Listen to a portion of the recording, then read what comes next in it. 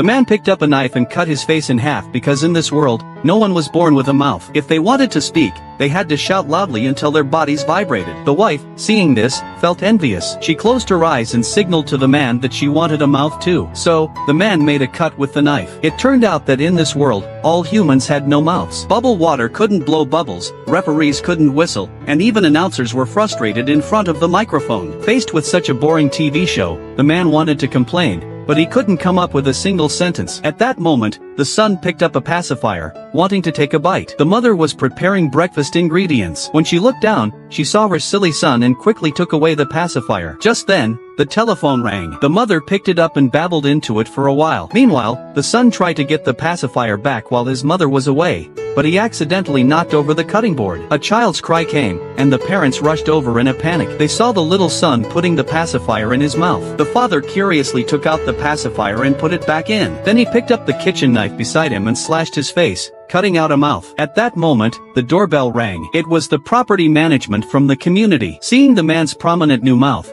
the property manager became excited. He looked at the man and then at his notepad. He took the notepad and slashed it across his own face. The man shouted excitedly. He was a blogger who had live-streamed the whole process of cutting his mouth with his phone. The video of him cutting his mouth went viral on the internet instantly, and a nationwide mouth-cutting trend began. People used all kinds of things to cut their mouths. Some used railings, some used boomerangs, some used clotheslines, and there were even accidental mouth-cutting cases. The ways of cutting mouths were diverse, and so were the shapes of the mouths. After getting their mouths, people could finally blow bubbles with bubble liquid. The bubbles floated through the windows into the room of a homebody. The homebody picked up a record and slashed his face to make a mouth. Then he played the record and sang happily to the music. His singing spread outside, and it inspired everyone. People grabbed their musical instruments and gathered in the streets to sing. It was the happiest day of their lives.